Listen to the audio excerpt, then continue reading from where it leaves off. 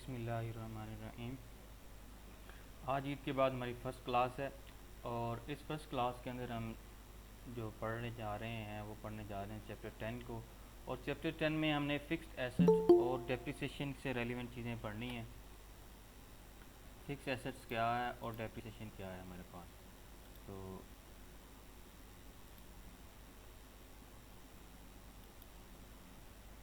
ये चैप्टर में इस चैप्टर में से क्वेश्चन आपका उसमें असाइनमेंट में भी आया हुआ है, जिसमें उन्होंने थर्ड पॉइंट जो है वो पूछा गया है आपसे कि नेट बुक वैल्यू ऑफ जो प्लांट एंड मशीनरी आपने फाइंड आउट करके जो है वो रिपोर्ट करनी है बैलेंस शीट के अंदर। तो उसी के बारे में हमने पढ़ना है। तो चलते हैं जी, स्टार्ट करते हैं।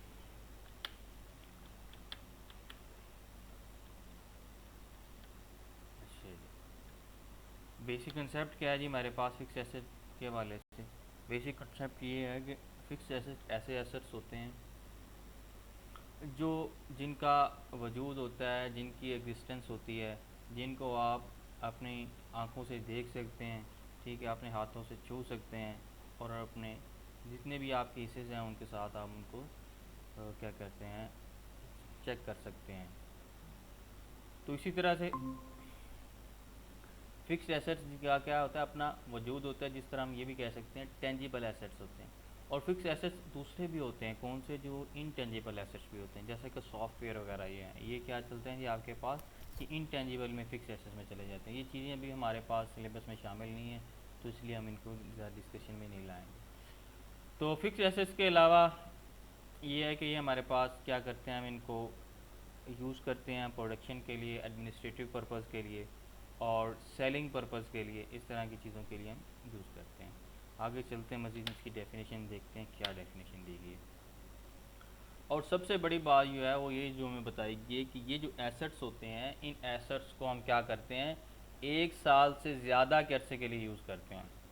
ये एमसीक्यूज़ जो है आपके उसमें भी पूछा गया था, जो आपका क्विज़ आया था, और इससे पहले जो, हाँ जी, क्विज़ में पूछा गया था कि भी जो फिक्स्ड एसेट्स हैं या प्रॉपर्टी प्लांट एंड इक्विपमेंट है, ये कितने अरसे के लिए यूज़ करते हैं, 1 साल के लिए, 2 साल के लिए, 3 माह के लिए या 5 माह के लिए, या 1 साल से ज़ायद के लिए। तो हम कह सकते हैं एक्सेस ऑफ 1 ईयर, 1 साल से ज़ायद के लिए, ठीक है। और उसके बाद ये नॉर्मल रूटीन में हम इनको सेल नहीं करते, रीसेल पर्पज़ के लिए नहीं करते। जिस तरह के एक बंदे का प्रॉपर्टी का बिज़नेस है, वो प्लाट ख़रीदता है और बेचता है, ये ऐसा नहीं होगा।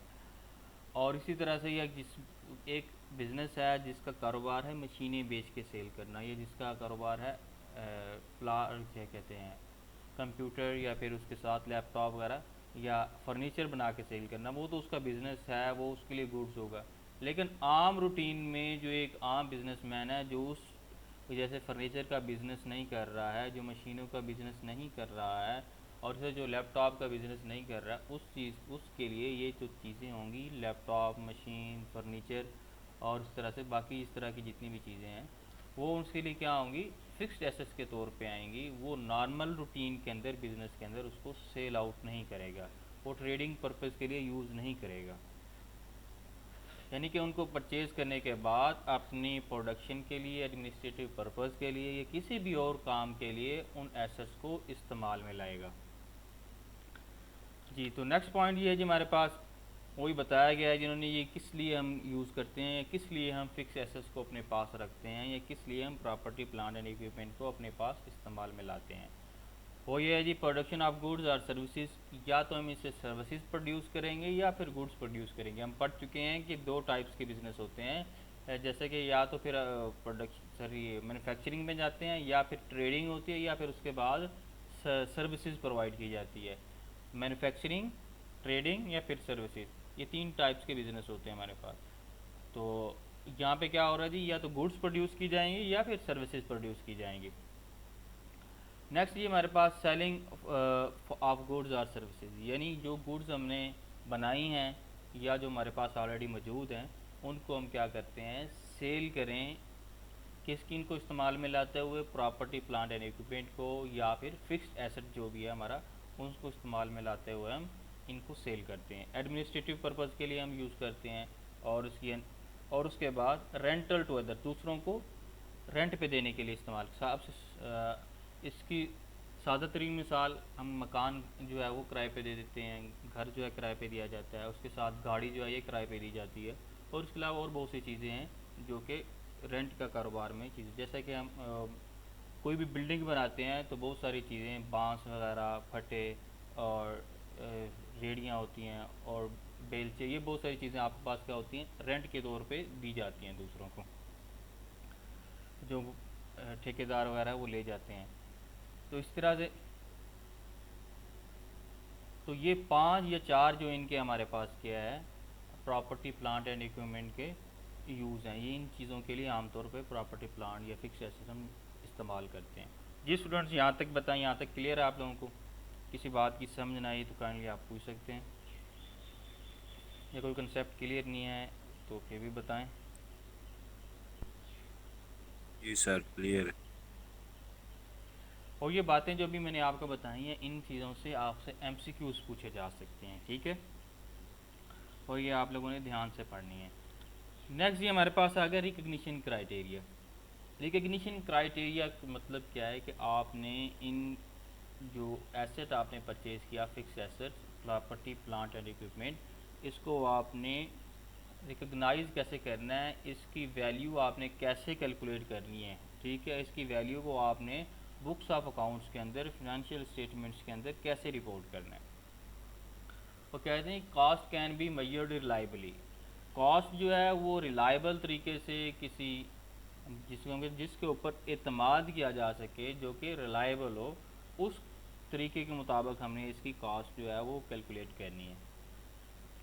तो किस तरह से हम ये, तो फिर इसके लिए ज़रूरी है कि जो उसकी कॉस्ट एक्चुअल है, और उसके लिए जो हमने एविडेंस डॉक्यूमेंट्स हैं, यानी कि जो उसके लिए इनवाइस है या फिर दूसरी चीज़ें हैं, उनको उसके मुताबिक ठीक तरह से हमने उसको रिकॉर्ड करना है कि कल को अगर इसको दोबारा से बैक एंड पे चेक भी किया जाए क्या वाकई इसकी यही कॉस्ट है, यही सब कुछ है, क्या ये पेमेंट इसकी यही की गई थी, तो हम उसको चेक कर सकें उसकी, यानी कॉस्ट को आपने सही तरह से रिकॉर्ड करना है। नेक्स्ट जी हमारे पास कह रहे हैं जी, रिकग्निशन क्राइटेरिया ये भी होता है कि probability of inflow of economic benefits in future होना चाहिए, पर यानी कि इसका ये चांस होना चाहिए, ये हमें ये उम्मीद होनी चाहिए कि इस एसेट्स को इस्तेमाल करेंगे तो इससे हमें इकोनॉमिक बेनिफिट्स आएंगे फ्यूचर में, यानी आने वाले दिनों में, मुस्तकबिल में हमें कुछ ना कुछ माली फ़ायदा होगा, किसके ज़रिए जी, इस एसेट्स को इस्तेमाल करने, जैसे कि हम इस एसेट को यूज़ करते हैं प्रोडक्शन में, तो प्रोडक्शन करते हैं तो गुड्स एंड सर्विसेज की, तो उससे हमें क्या हासिल होगा, कल को जब उसको सेल आउट करेंगे तो हमें माली फ़ायदा होगा, हमें इकोनॉमिक बेनिफिट्स होगा। तो रिकग्निशन क्राइटेरिया में क्या है जी, कॉस्ट जो है उसकी सही तरह से हमें कैलकुलेट करनी है रिलायबल तरीके से, और माली फ़ायदा होने का चांस होना चाहिए मुस्तकबिल में।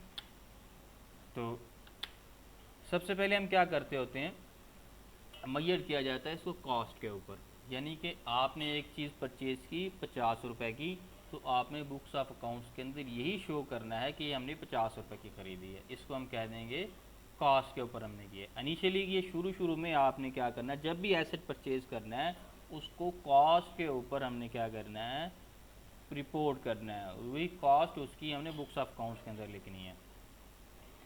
ठीक है, कहा जा रहा है कि हमें ये 3 चीज़ें बताई जा रही हैं, परचेज़ करें हम, कंस्ट्रक्ट करें या मैन्युफैक्चर करें एसेट्स को, तो उसकी सूरत में क्या होगा, हमें उसको कॉस्ट के ऊपर शो ऑफ करना है, कॉस्ट के ऊपर रिपोर्ट करना है। और उसके बाद अगर हम एसेट को एक्सचेंज करते हैं तो उसके लिए हम क्या करते हैं, फेयर वैल्यू पे हमने इसको क्या करना होगा, मेजरमेंट करना होगा, मेजर करना होगा, या फेयर वैल्यू पे हमने उसको रिपोर्ट करना होगा। तो सवाल ये पैदा होता है फेयर वैल्यू क्या है।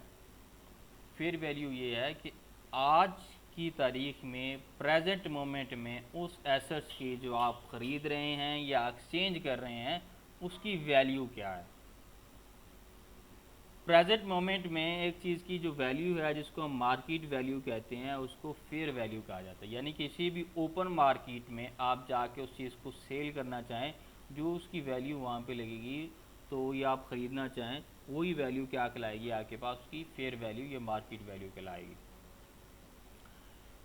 तो आगे जी नेक्स्ट हमारे पास है जी, यहाँ पे एक और बात बताई गई है कि यहाँ फेयर वैल्यू पे एक्सचेंज हम करेंगे तब जब उसके अंदर कमर्शियल सब्सटेंस होना चाहिए। अब सवाल ये पैदा होता है कमर्शियल सब्सटेंस क्या चीज़ है। इसके लिए आसान अल्फाज में आप ये ज़हन में रखें कि इसमें मकसद ये है कि इसका तजारती फ़ायदा होना चाहिए, यानी कि जो हमने चीज़ परचेज, जो एसेट एक्सचेंज किया जा रहा है उसकी वैल्यू जो हम ले रहे हैं एसेट यानी परचेज कर रहे हैं, और उसके अगेंस्ट जो एसेट हम दे रहे हैं, सेल आउट कर रहे हैं, उसकी वैल्यू में दोनों में कोई ख़ास फ़र्क नहीं होना चाहिए, यानी कि ऐसा नहीं। और या फिर इसको एक और तरीके से बताया जाता है कि प्रेजेंट वैल्यू हम देखते हैं और उससे फिर देखते हैं कि क्या उससे के कैश फ्लो हमें कितने हासिल होंगे या नहीं होंगे। ये जो आप प्रेजेंट वैल्यू वाला ये जो आपके मैंने आपको कंसेप्ट बताया है, ये आपने आगे जाके एक बुक पढ़नी है, शायद में भी 7th सेमेस्टर में पढ़ें या 8th में पढ़ें या 6th में। उसका नाम है जी हमारे पास फाइनेंशियल मैनेजमेंट। तो फाइनेंशियल मैनेजमेंट में ये डिटेल से आएगा। तो अभी जस्ट आपको ये प्रेजेंट वैल्यू का इतना पता होना चाहिए, ये भी एक आप मेजरमेंट का एक तरीका कार है, ठीक है। तो कमर्शियल सब्सटेंस ही मीन तजारती फ़ायदा होना चाहिए इसके अंदर आसान अल्फाज में। अगर आप क्या करते हैं कि आप दोनों एसेट्स की जो एक्सचेंज किया जा रहा है, जो एसेट्स एक्सचेंज किए जा रहे हैं, तो उनको हम इवेल्यूएट नहीं कर सकते, सही तरह से कैलकुलेट नहीं कर सकते, तो तब क्या करना है, जो एसेट हम दे रहे हैं उसकी जो कैरिंग अमाउंट होगी उसको हम क्या कर लेंगे, जो लेने वाला एसेट है, जो एसेट हम ले रहे हैं उसकी वैल्यू के तौर पे हम रिकॉर्ड कर देंगे। फॉर एग्ज़ाम्पल कि उमैर ने अजीम को लैपटॉप दिया है और अजीम ने उसके अगेंस्ट उसको एक अदद क्या कहते हैं जी पीसी दिया है, टावर दिया है उसने। तो इस तरह क्या करते हैं, लैपटॉप की वैल्यू जो आपके पास है वो कोई 1 जनरेशन का है, पुराना है, और जो पीसी है वो न्यू जनरेशन का है, जैसे कि अभी आजकल 10th या 9th जनरेशन की चल रही है। और उसके बाद उसकी जो एस्पेक्ट्स हैं, जो उसकी वैल्यू जो चीज़ें हैं वो काफ़ी न्यू हैं, लेटेस्ट हैं, लेटेस्ट टेक्नोलॉजी में हैं। तो पीसी की वैल्यू ज़्यादा है और लैपटॉप की वैल्यू कम है। तो लेकिन क्या करें, वो लैपटॉप है, कैरी करना आसान है, चलें इस वैल्यू देखते हुए उसने कम उसी प्राइस में आपको दे दिया है। लेकिन हम क्या करते हैं कि वैल्यू हम कैलकुलेट नहीं कर पा रहे, ना ही किसकी, पीसी की और ना ही हम लैपटॉप की।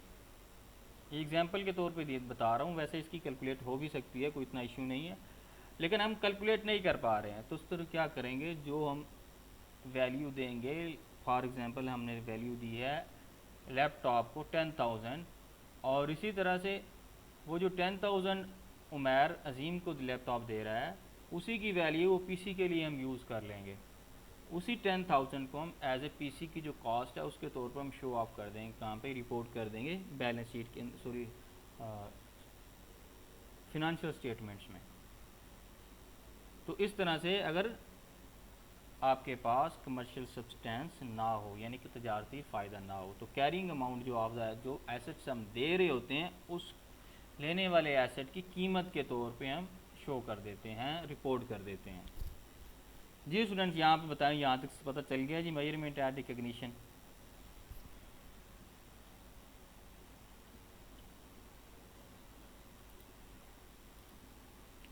जी प्लीज़ बताइएगा। जी स्टूडेंट।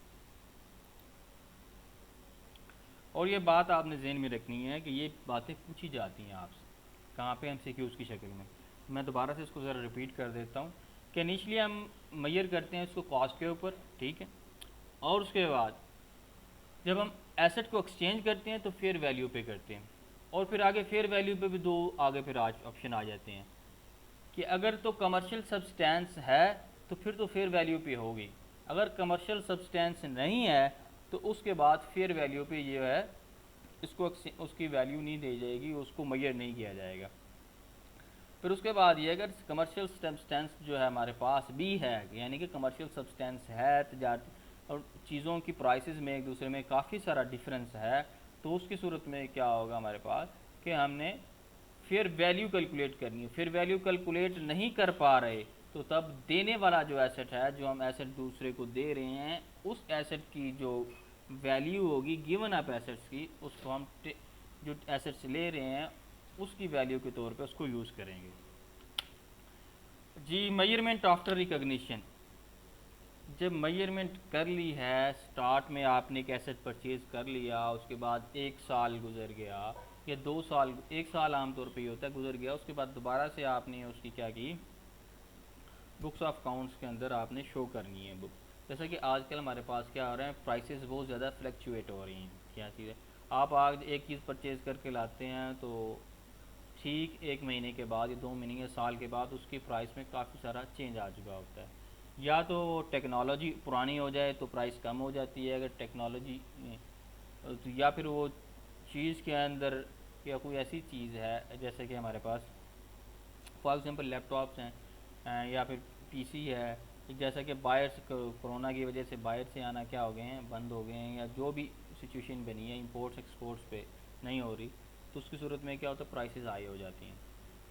तो प्राइस क्या होगी है, इस वजह से हाई होगी, तो क्या होता है हमारे पास कि प्राइस में फ्लक्चुएट हो जाता है, तो तब भी हमें चेंज करना पड़ता है, यानी रिपोर्ट करना पड़ता है भी किस, अब हमारे एसेट की वैल्यू क्या है बुक्स ऑफ अकाउंट्स के अंदर।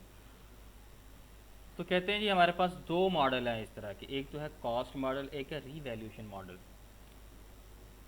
तो कॉस्ट मॉडल क्या है जी, जिस कॉस्ट पे हमने लिया हुआ है वही कॉस्ट को हम लेकर चलते रहेंगे। रीवैल्यूएशन मॉडल क्या है कि हम दोबारा से रीवैल्यूएट करेंगे, दोबारा से उसकी वैल्यू कैलकुलेट करेंगे। ये जो रीवैल्यूएशन मॉडल है हमारा, इसकी हमारे सिलेबस में शामिल नहीं है, ठीक है। जैसे कि मैंने अभी बताया, पीसी या लैपटॉप की प्राइसेस बहुत ज़्यादा चेंज हो गई हैं, आप दोबारा से इसको रीवैल्यूएट करें तो ऐसा नहीं है। आप प्रॉपर्टी आपने परचेज़ की है फॉर एग्जांपल 1 करोड़ की, तो ठीक आप 1 साल के बाद दोबारा से उसको देखते हैं तो वो उसकी प्राइस कहीं पे 1.5 या फिर इससे ज़्यादा पे चली गई है, तो तब क्या होगा, तो ये रीवैल्यूएशन मॉडल की तरफ जाएगा। लेकिन हम क्या है जी हमारे पास, कि हमारे पास सिर्फ और सिर्फ कॉस्ट मॉडल है, हमने कॉस्ट मॉडल को लेके चलना है। तो आगे चलते हैं जी यहाँ से।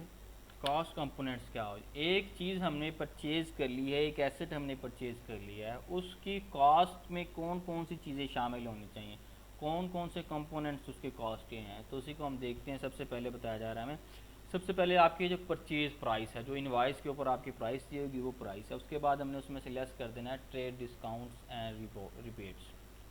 तो सबसे पहले ये बात ये है कि ट्रेड डिस्काउंट तो बुक्स ऑफ अकाउंट्स के अंदर हम लिखते ही नहीं होते, ठीक है। हाँ, इनवॉइस में से लेस किया जाता है। ये एमसीक्यूज़ भी आपसे पूछा गया था कि इसके अंदर जी, क्विज़ के अंदर भी था और शायद में भी उसके मिड टर्म में भी ये बात हुई कि ट्रेड डिस्काउंट को ना तो बायर लिखता है ना ही सेलर लिखता है, हाँ अलबत्ता इसको प्राइस में से लेस कर दिया जाता होता है। एंड रिबेट्स, रिबेट्स भी डिस्काउंट की किस्म है, डिस्काउंट्स को ही कहा जाता है। ये हम क्या करते हैं, परचेज़ प्राइस में से सबसे पहले इसको लेस कर दिया जाता है। नेक्स्ट क्या है जी हमारे पास, इसमें हम ऐड करते हैं इंपोर्ट ड्यूटीज़, इसमें ऐड होती हैं, और नॉन रिफंडेबल परचेज टैक्सेस। कुछ टैक्स होते हैं जो रिफ़ंड हो जाते हैं, ठीक है, और कुछ टैक्सेस होते हैं जो नॉन रिफंडेबल होते हैं। अगर हम कोई चीज़ परचेज़ कर रहे हैं उसके ऊपर टैक्स लग रहा है, वो नॉन रिफंडेबल है, तो भी कॉस्ट कंपोनेंट का पार्ट होगा, उसकी कॉस्ट में शामिल होगा।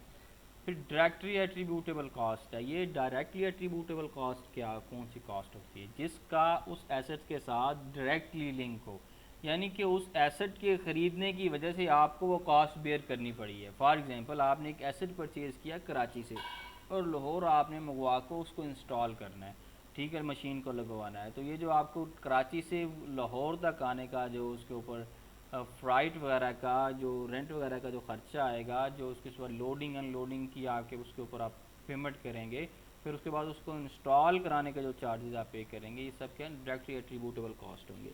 इसकी और आसान मिसाल, आपने एक एसी परचेज़ किया है 2 टन का और आप वो घर में उसको इंस्टॉल करवाना चाहते हैं, वो उस शॉप से लेकर घर आने तक जो उसके ऊपर ख़र्चा आएगा और इंस्टॉल कराने के जो चार्जेस आप एक इलेक्ट्रिशियन को देंगे, वो आपके क्या कहलाएंगे, वो डायरेक्टली एट्रीब्यूटेबल कॉस्ट होंगे, वो उसके साथ इंक्लूड किए जाएंगे कॉस्ट में, ठीक है जी। यहाँ तक समझ आ गई जी। डायरेक्टली एट्रीब्यूटेबल कॉस्ट का पता चल गया जी स्टूडेंट्स। नेक्स्ट है जी हमारे पास estimated cost of dismantling, removal and site restoration. जी सर। अब इसके बाद एक और कॉस्ट भी हमने इसमें इंक्लूड करनी है। वो कौन सी कॉस्ट इंक्लूड करनी है कि भाई एसेट आपने परचेज कर लिया, लगा लिया, ठीक है, भी कल को आपने क्या, आपने एस्टिमेट लगाना है कि भाई कल को ये हमने एसेट यहाँ से रिमूव करना हो, यहाँ से हमने दोबारा से साइट को पहले की तरह बनाना हो, ठीक है, तो उसके ऊपर कितना खर्चा आएगा, जो एस्टिमेटेड कॉस्ट होगी वो भी कॉस्ट कंपोनेंट्स का पार्ट होगी, वो भी इसके अंदर इंक्लूड होगी, ठीक है। तो इसी तरह से यहाँ पे ये हमारे पास कॉस्ट के पॉइंट्स आ गए। ये बातें आपसे एमसीक्यूज़ की शक्ल में पूछी जा सकती हैं या शॉर्ट क्वेश्चन में पूछा जा सकता है कि भी कॉस्ट कंपोनेंट्स कौन कौन से हैं जी। अगर कोई थ्योरी का शॉर्ट क्वेश्चन आता है तो ये बातें आप इस तरह से ध्यान में रखेंगे। तो डेप्रिसिएशन और डेप्रिसिएबल अमाउंट की तरफ से, डेप्रिसिएशन है क्या चीज़ बेसिकली, इसको हम उर्दू में डेप्रिसिएशन को फरसूदगी बोलते हैं। फरसूदगी मीन कि हम एसेट को इस्तेमाल कर रहे हैं, एसेट या फिर टाइम ड्यूरेशन ज़्यादा हो गया या कोई भी वजह हो गया, उसकी कीमत में बतदरीज कमी आती जाती, आहिस्ता आहिस्ता उसकी प्राइस में क्या हो रही है, कमी आ रही है। तो ये चीज़ हमारे पास क्या कहलाती होती है, डेप्रिसिएशन कहलाती है। तो डेप्रिसिएशन यहाँ पे हमें क्या बताया जा रहा है कि डेप्रिसिएशन एक सिस्टमेटिक एलोकेशन है of depreciable amount. Depreciable amount क्या चीज़ हमारे पास है, इसको भी हम आगे देखते हैं कि भी सिस्टमेटिक तरीके से हमने एलोकेट करते हैं कि इसको डेप्रिसिएबल अमाउंट को एक एसेट्स को ओवर इट्स यूजफुल लाइफ, यानी कि हम ये बता देते हैं, ये एलोकेशन कर देते हैं कि भी एक एसेट्स अगर एक माह यूज़ होगा तो उसकी प्राइस में कितनी कमी आएगी, उसको कितना हमने डेप्रिसिएबल अमाउंट चार्ज करनी है, अगर 6 माह इस्तेमाल होगा तो तब कितनी होगी, और इसी तरह से आगे हम ओवर द लाइफ चलते जाते हैं, ठीक है। जब आपके पास एसेट यूज़ हो जाता है यानी कि डेप्रिसिएट हो जाता है तो तब उसको एक्सचेंज कर लिया जाता है या सेल आउट कर दिया जाता है, जिसको हम डिस्पोजल ऑफ एसेट्स कहते हैं। डेप्रिसिएबल अमाउंट क्या है जी हमारे पास, कॉस्ट ऑफ एन एसेट्स है और other amount substituted for cost let's it's residual value. क्या होती है जी, हम रेजिडुअल वैल्यू सबसे पहले हम डिस्कस करते हैं। रेजिडुअल वैल्यू क्या चीज़ है, आपने आज एक लैपटॉप परचेज़ किया आज की तारीख में, यानी कि आज आपने 26 जुलाई को एक लैपटॉप परचेज़ किया है और आप कहते हैं मैंने 1 साल इसको यूज़ करना है, ठीक है, Core i7 आपने परचेज़ किया हुआ है, तो 1 साल मैं यूज़ करने के बाद इसको सेल आउट कर दूँगा। आज आपने उसको परचेज़ किया है कितने का जी, 1 लाख रुपए का, सॉरी ये थोड़ी एग्जाम्पल, यानी कि आपने यानी 1 साल बाद सेल नहीं करना, बल्कि ये करना है कि मैंने इसको यूज़ करना है और ये मेरे पास इस्तेमाल में रहेगा करीबन कोई 6 साल के लिए। एसेट आप आज परचेज़ कर रहे हैं 26 जुलाई 2021 को और आप कह रहे हैं कि आज से आगे 6 साल के लिए ये एसेट मेरे पास रहेगा, यानी कि 2027 की जो जुलाई की 24 तारीख है इस डेट तक मैं इसको इस्तेमाल करूँगा, ये मेरे काम का होगा, उसके बाद ये मेरे काम का नहीं है, मैं इसको बेच दूँगा कबाड़ में, ठीक है। ये जो आप कबाड़ में उसको बेच देंगे या आप उसको सेल कर देंगे, वो जो उस वक्त जो आपको प्राइस मिलेगी, जो आपको उसका पैसा मिलेगा उसको देने में, तो आपके क्या कहलाती है, उसको हम बोलते होते हैं रेजिडुअल वैल्यू। यानी कि जब एक एसेट अपनी यूज़फुल लाइफ जो है उसको पूरा कर ले, उसको यूज़फुल लाइफ तक इस्तेमाल कर लिया जाए, फिर उसके बाद जितने का वो सेल आउट हो सकता है उसके लिए जो आप अंदाज़ा लगाएंगे, आज एस्टिमेट करेंगे, वो क्या कहलाएगी, रेजिडुअल वैल्यू कहलाएगी। इस रेजिडुअल वैल्यू के और भी नेम है, अभी फ़िलहाल मेरे जहन में नहीं आ रहे, जैसे ही जहन में आते हैं तो मैं आपको बताता हूँ, ठीक है। इससे काफ़ी सारे नेम है रेजिडुअल वैल्यू को। और तो डेप्रिसिएबल अमाउंट क्या है, यही चीज़ है जी कि अगर एसेट की वैल्यू में से, एसेट की जो आपने परचेज़ किया आज जो मैंने बताया था 1 लाख रुपए का, तो उसमें से आपने रेजिडुअल वैल्यू लगाई 10,000 रुपये, तो एसेट की वैल्यू में से जो हम ये 10,000 रुपये निकाल दें तो बाकी जो अमाउंट बचेगी उसको हम कह लेंगे डेप्रिसिएबल अमाउंट, ठीक है जी। डेप्रिसिएबल अमाउंट क्या है जी कि आज का एसेट आपका 1 लाख रुपए का है और आपने उसमें से रेजिडुअल वैल्यू का जो आपने अंदाज़ा लगाया है, यानी कि इस आफ्टर यूज़फुल लाइफ जितने के एसेट सेल हो जाएगा, जैसे कि हमने अंदाज़ा लगाया है कि ये 10,000 रुपये का सेल हो जाएगा, तो 10,000 को हम 1 लाख में से माइनस कर देंगे, तो बाकी अमाउंट जो आपके पास हमारे पास बची है वो क्या कहलाएगी हमारे पास 90,000, वो डेप्रिसिएबल अमाउंट कहलाएगी। इस 90,000 को हम क्या करेंगे, उसकी लाइफ के ऊपर हम डिवाइड कर देंगे। फॉर एग्जांपल हमने डिवाइड किया 6 के ऊपर, 6 साल के लिए, तो 90,000 को 6 पे डिवाइड करें तो हमारे पास क्या आंसर आता है, आई थिंक कुछ 3 इसका समथिंग आंसर आता, 3 भी नहीं आता, इससे भी कम आंसर आता है। अगर हम क्या कहते होते हैं, अभी जो भी आंसर आएगा उसको देख लेंगे, लेकिन जो भी उसकी जो वैल्यू आएगी वो क्या कहलाएगी, उस 1 साल की डेप्रिसिएशन कहलाएगी। जी स्टूडेंट्स, डेप्रिसिएबल अमाउंट और डेप्रिसिएशन की समझ आ गई है? 54 आ रहा जो भी 54 आपके पास हमारे पास आ रहा है जी, ये जो आंसर आ रहा है ये क्या कहलाएगा, उसकी डेप्रिसिएशन कहलाएगा। ये डेप्रिसिएबल अमाउंट का, डेप्रिसिएशन का, रेजिडुअल वैल्यू का आपको कंसेप्ट क्लियर हो गया? है। जी सर। ओके। तो नेक्स्ट है जी हमारे पास यूज़फुल लाइफ। जितना अरसा हम एक्सपेक्ट करते हैं कि एसेट यूज़ होगा वो क्या कहलाएगा, उसकी यूज़फुल लाइफ कहलाता है। ठीक है, और उसमें ये भी हो सकता है मशीनों के लिए मुख्तलिफ भी हो सकता है, और इसी तरह से कुछ के लिए आवर्स हो सकता है, किसी के लिए कुछ प्रोडक्शन के लिए यूनिट भी हो सकते हैं, जिससे हम नंबर ऑफ प्रोडक्शन यूनिट्स बताए गए हैं expected to be obtained from the asset. एक मशीन से हम कितने यूनिट्स प्रोड्यूस कर सकते हैं। और उसके बाद हमें ये भी बताया, अच्छा जी, depreciation rate is determined based on the useful life and residual value of the asset. ये डेप्रिसिएशन रेट होता है ना जी, डेप्रिसिएशन रेट कि किस चीज़ को हमने कितनी डेप्रिसिएशन जो है वो एलोकेट करनी है, डेप्रिसिएबल अमाउंट एलोकेट करनी है, वो किसके ऊपर डिपेंड करता है, बेस करता है रेजिडुअल वैल्यू के ऊपर बेस करता है या उसकी यूज़फुल लाइफ के ऊपर बेस करता है। जैसा कि हम देख चुके हैं कि हमने कॉस्ट में से रेजिडुअल वैल्यू को लेस करते हैं, फिर जो हमारे पास अमाउंट बच जाती है उसको हम डेप्रिसिएबल अमाउंट कहते हैं, और उस डेप्रिसिएबल अमाउंट को लाइफ, जो यूज़फुल लाइफ है उसके ऊपर डिवाइड कर दिया जाता है।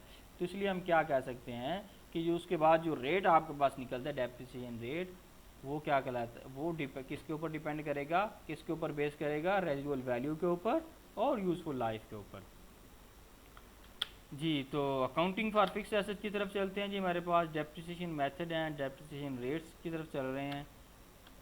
तो डेप्रिसिएशन मेथड हमारे पास गिवन है, स्ट्रेट लाइन मेथड है, रिड्यूसिंग बैलेंस मेथड है, सम ऑफ ये डिजिट मेथड है, उसके बाद number of units output method और number of service hours method है।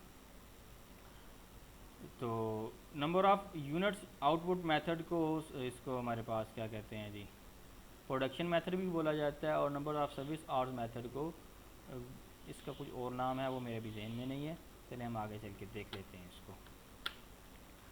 ये हमें प्रैक्टिस गिवन है, एक प्रैक्टिस 10.1।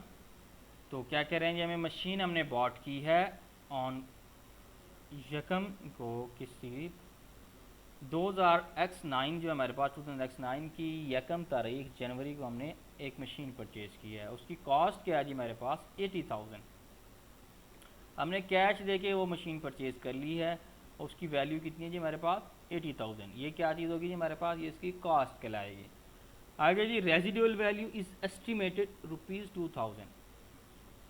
हमने एस्टिमेट क्या लगाया है कि आफ्टर यूज़फुल लाइफ, जो भी उसकी यूज़फुल लाइफ हमें बताएगी है वो यहाँ पे 4 साल बताएगी है कि 4 साल के बाद इसकी वैल्यू 2000 रह जाएगी, यानी कि 2000 रुपये की ये सेल आउट हो सकती है। तो ये क्या कहलाएगी हमारे पास, रेजिडुअल वैल्यू कहलाएगी। और आगे ये जी, कैन वर्क फॉर 12,000 आवर्स, यानी कि अगर हम आवर्स के हवाले से देखा जाए कि भी ये मशीन कितना अरसा काम करेगी, ठीक है, आवर्स में, सर्विस आवर्स के हवाले से, तो हम देखते हैं कि वो 12,000 घंटे काम करेगी। तो इट मीन्स कि 4 साल लाइफ जो है वो ईयर में है, अगर घंटों के हवाले से देखा जाए तो 12,000 घंटे उसकी लाइफ है।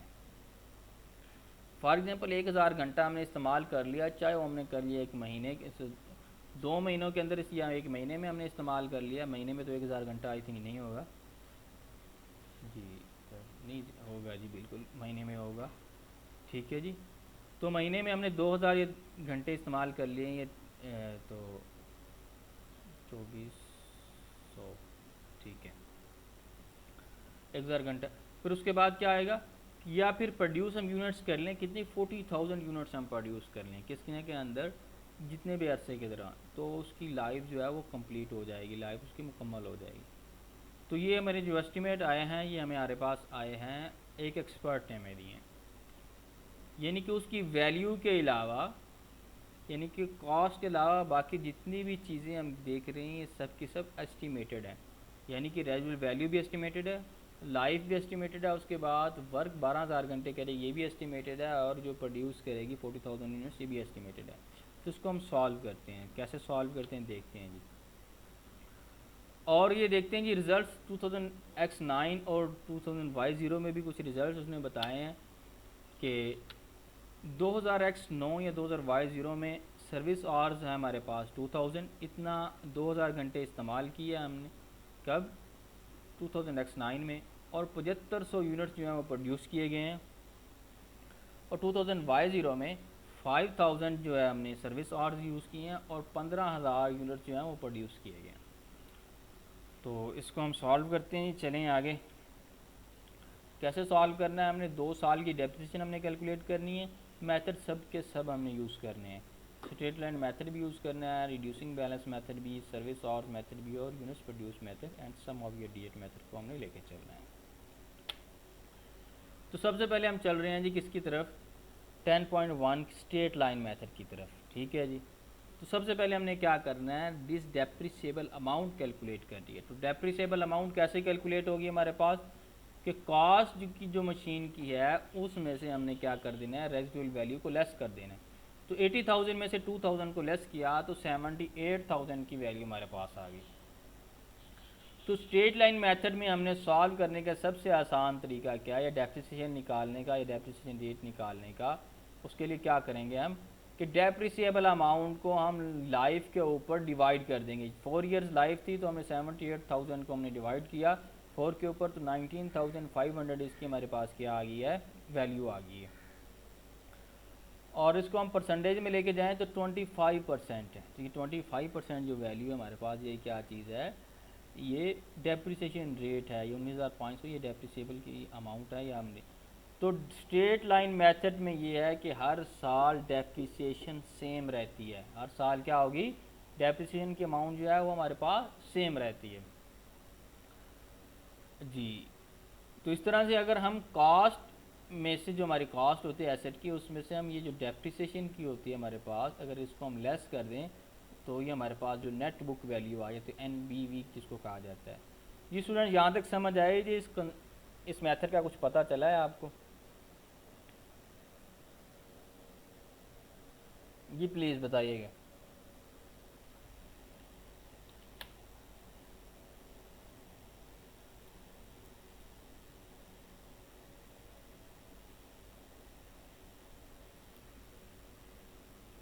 जी स्टूडेंट्स, हेलो,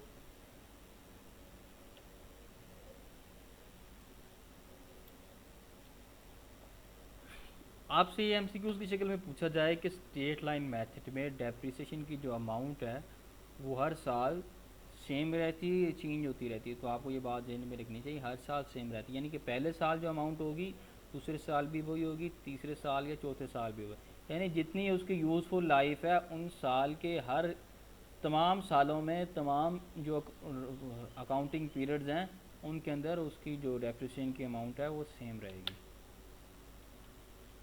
तो उसके बाद हम थोड़ा सा आगे मूव करते हैं।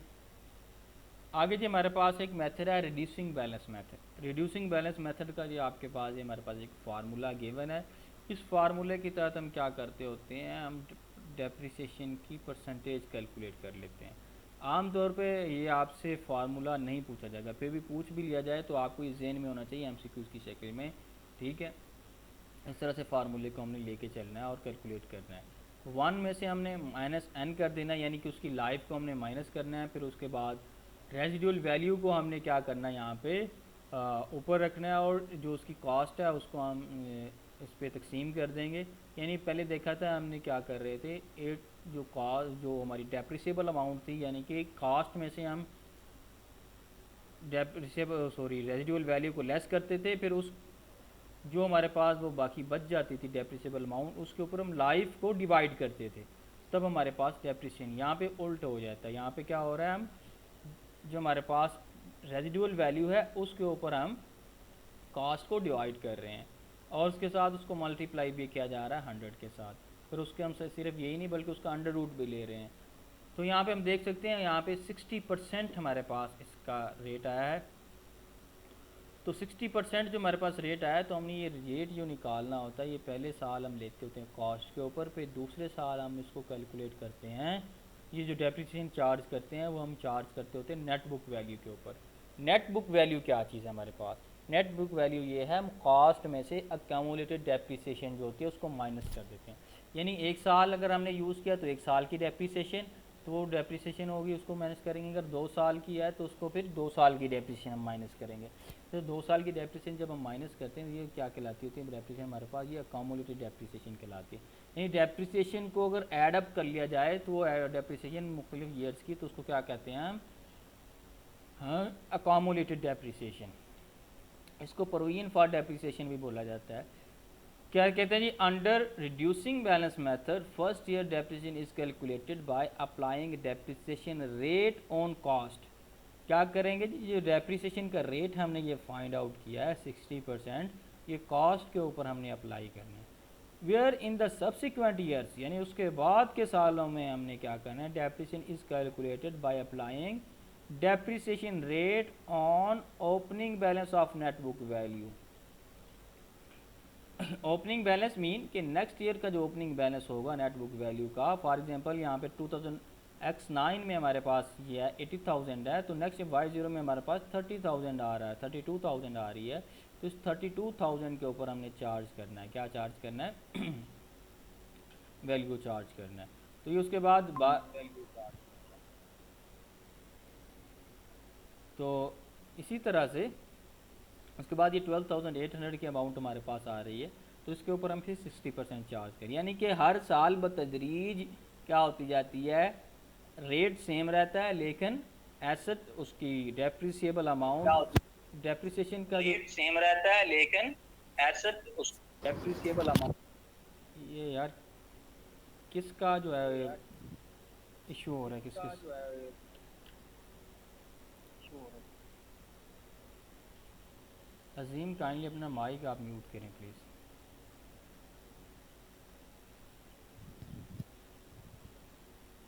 अजीम काइंडली अपना माइक आप,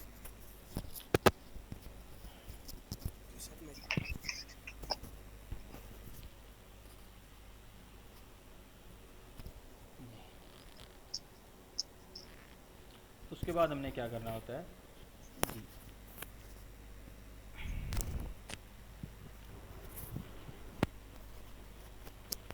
उसके बाद हमने क्या करना होता है? ये काइंडली अपना माइक म्यूट करें, आवाज़ रिपीट होके आ रही है मेरे पास। ये काइंडली अपना माइक म्यूट,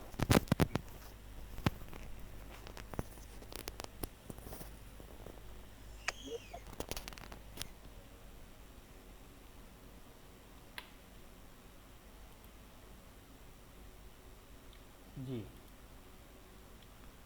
तो उसके बाद होता, तो नेक्स्ट यानी कि जैसे जैसे साल गुजर या ये लाइफ गुजरती जाती है, वैसे वैसे जो डेप्रिसिएशन की अमाउंट है, डेप्रिसिएशन की जो अमाउंट होगी हमारे पास, वो कम होती जाएगी। जिस तरह हम देख रहे हैं, पहले साल 48,000 है, नेक्स्ट ईयर हमारे पास 19,200 है, नेक्स्ट ईयर फिर हम 12,000 पे 60% चार्ज करेंगे, तो उससे अमाउंट क्या हो जाएगी? कम हो जाएगी।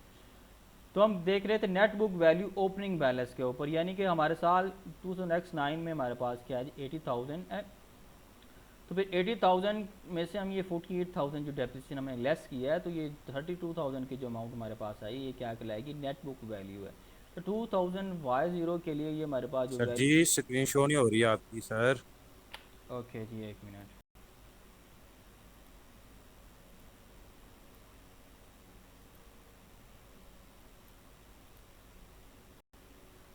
जी अब होगी, जी अब शो हो जाएगी आपको। आई थिंक नेट पे थोड़ा सा इशू हुआ था शायद, उस वजह से। जी स्क्रीन का बताएं प्लीज़।